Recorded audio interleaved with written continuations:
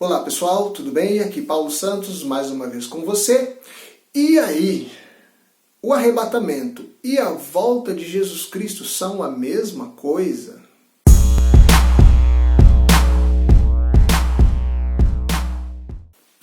Então pessoal, durante toda a minha vida cristã, eu acredito que você também, a gente sempre viu uma certa confusão entre arrebatamento e volta de Jesus, né? As pessoas acho que confundem um pouco isso.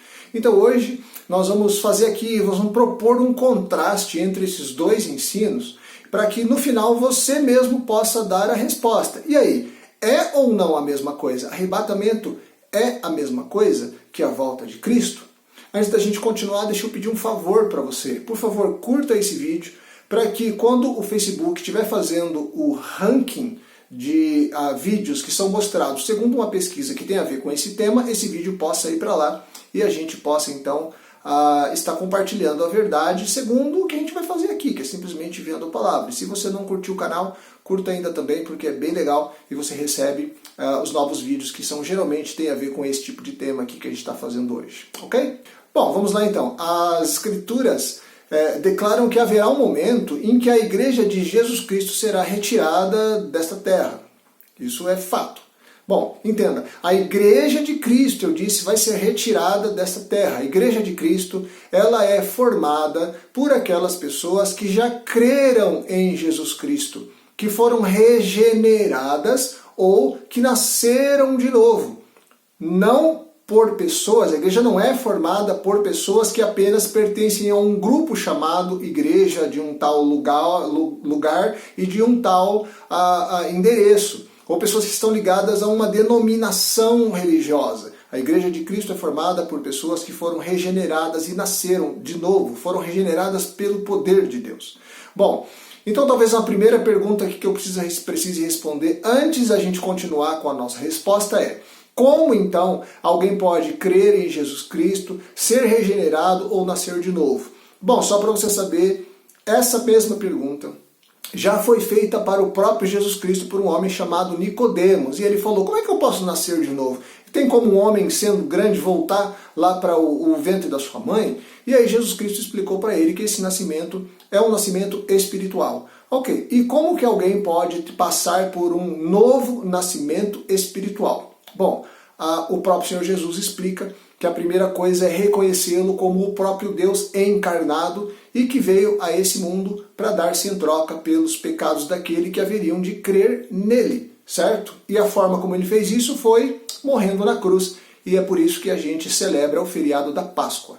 Ok, a outra coisa é declarar-se pecador e necessitado de uma intervenção de Deus, pelo que sozinho nenhum de nós conseguiria alcançar isso que nós chamamos salvação, que é uma eternidade ao lado de Deus, segundo as promessas que ele mesmo fez sobre isso. Bom, humildemente então, recebendo o presente da vida eterna que Jesus Cristo oferece. Então, esse momento aqui eu estou apenas explicando como que uma pessoa pode crer em Jesus Cristo, ser regenerado e nascer de novo, para que faça parte da igreja, e essa igreja que vai ser retirada da face da terra naquele momento em que a gente está aqui agora esclarecendo. Bom, então eu preciso de mostrar para vocês 3 bases bíblicas bem firmes e bem claras a respeito de 2 posições. A primeira delas é, bom, os textos bíblicos principais que afirmam que a igreja vai ser retirada em primeiro lugar, 1 Tessalonicenses 4, os versículos de 15 até 17, e a parte principal desse texto é: seremos arrebatados, ou seja, retirados, para o encontro com o Senhor nos ares. Então esse versículo, ele fala que a igreja Jesus não vai vir aqui se encontrar com a igreja, mas a igreja que é retirada para se encontrar com o Senhor nos ares, ok? Apocalipse 4.1, que não fala claramente. Apocalipse 4.1 é onde o apóstolo João, que estava escrevendo Apocalipse, é convidado por Jesus para subir, para ir num lugar mais alto, que se entende que Jesus Cristo já havia retornado aos céus, que era até o céu, para ele olhar de cima o que iria acontecer aqui naquele momento que nós chamamos de grande tribulação. Se você quer aprender mais sobre grande tribulação, dá uma olhada na nossa playlist aqui, nos vídeos já gravados, que você vai encontrar pelo menos 2 vídeos que falam especificamente sobre isso. Então, ali naquele capítulo 4:1, quando João é convidado a olhar o que vai acontecer na face da terra, ele é chamado para olhar de cima. Muitas pessoas têm entendido que esse é o momento do arrebatamento. Para muitas pessoas não é, porque não fala claramente, mas você precisa notar pelo menos uma coisa. Apocalipse do capítulo 1 até o capítulo 3 falam amplamente sobre a igreja. São as cartas, principalmente, direcionadas para as igrejas. Tem todo um contexto voltado para a igreja. Mas a partir desse versículo 4:1, não mais se fala da igreja. Portanto, nós entendemos que aquilo que João é chamado para observar e para escrever, que é chamado de grande tribulação, um momento de grande terror na terra, a igreja não vai mais estar lá pelo fato de que ela simplesmente não é mais citada. Então é uma referência muito interessante, muito firme para a gente poder contar aqui com isso também como provas bíblicas de que de fato haverá um momento em que a igreja vai ser retirada daqui dessa terra.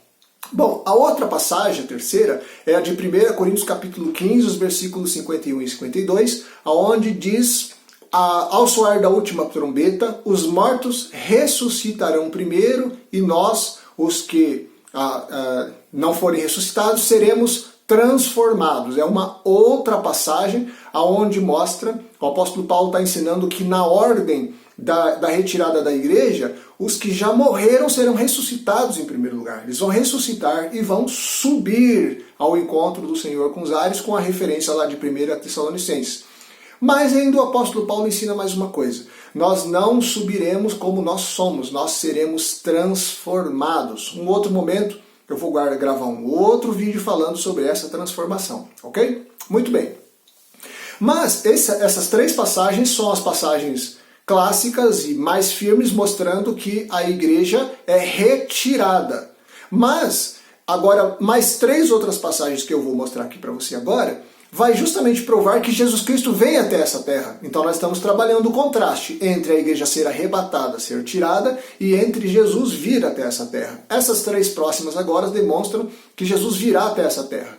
Então, Atos capítulo 1, versículos 10 e 11, logo depois que Jesus dá as últimas instruções para a igreja e as pessoas que estavam ali junto dele, ele vai voltar ao céu, e aí aqueles seres angelicais que estavam naquele momento ali, diz para eles: aquele que vocês estão vendo há de vir, assim como o vistes ir para o céu. Então é uma promessa de que Jesus Cristo haveria de retornar para essa terra. Atos 1, 10 e 11. Bom, outro texto bem clássico, Mateus 24, versículo 44. Então há uma afirmação de que Jesus Cristo haveria de voltar quando as pessoas não estivessem pensando nisso, não estivessem preparadas para isso. Ele virá quando ninguém estiver pensando. E a terceira, também uma passagem bem clássica, bem firme, Marcos 13, versículos 26 e 27, que dizem: então se verá o Filho do Homem vindo sobre as nuvens com poder e glória, que é uma outra promessa da volta de Jesus aqui para essa terra, para esse lugar aqui chamado planeta Terra, que eu e você vivemos. Ok? Então agora nós vamos falar a respeito de 14 fatos ou contrastes a respeito de a igreja é arrebatada ou é a volta de Cristo, e se são a mesma coisa. Então vamos começar com isso agora, nesse instante. Ok, pessoal, então vamos lá. O primeiro contraste, eu não vou explicar passagem por passagem, não vou explicar os termos. O próprio contraste por si só vai dizer tudo. Então eu estou baseando esses 14 contrastes aqui nas passagens bíblicas que falam sobre os dois assuntos, para a gente poder entender se é ou não a mesma coisa. Então você é quem vai no final dizer se arrebatamento é a mesma coisa que vinda de Jesus, ok? Vamos lá aos contrastes então.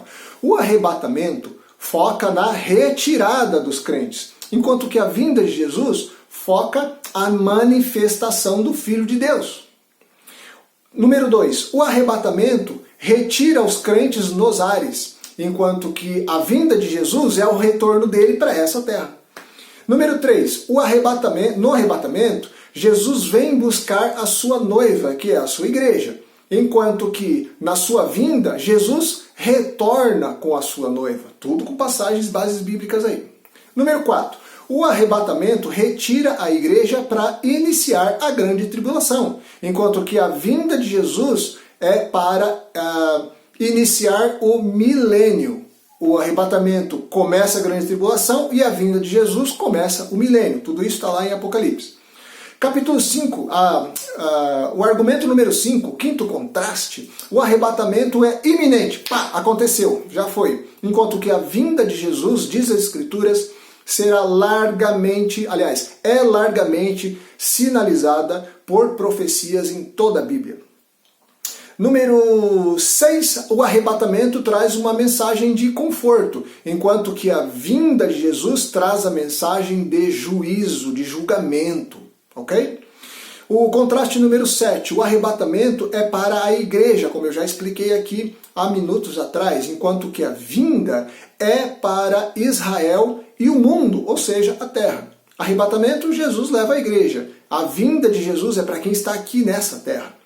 O argumento de número 8, o arrebatamento traz julgamento das obras dos crentes, enquanto a vinda de Jesus traz o julgamento sobre Israel e sobre a terra, que também já foi explicado em outro vídeo que você, se tem interesse nesse assunto, deveria assistir na nossa playlist. O argumento de número 9, o arrebatamento não afeta a natureza, enquanto que a vinda de Jesus transformará toda a criação.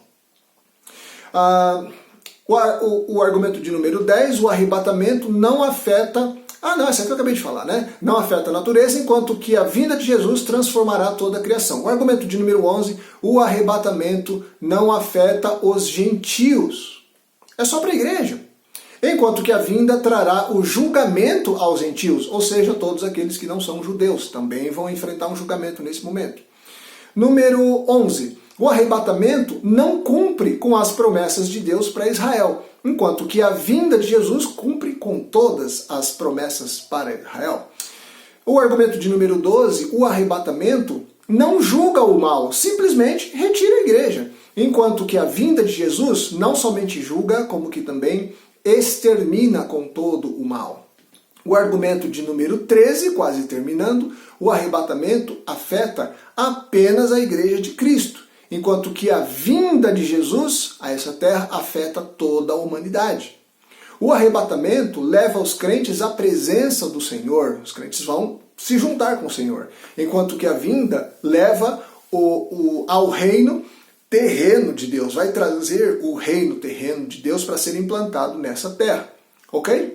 Então, você que está aqui agora assistindo esse vídeo, você está vendo que eu coloquei aqui bem rapidamente 14 argumentos. E tem muita passagem bíblica aqui para você ler. Mas basicamente, se você ler o livro do Apocalipse, você vai ver tudo isso que eu estou dizendo acontecendo lá. Principalmente naquilo que tem a ver com a vinda de Jesus. Lá para frente do livro de Apocalipse. Então, conhecendo agora todos esses dados, olhando para as passagens básicas que eu citei e depois com o argumento de que o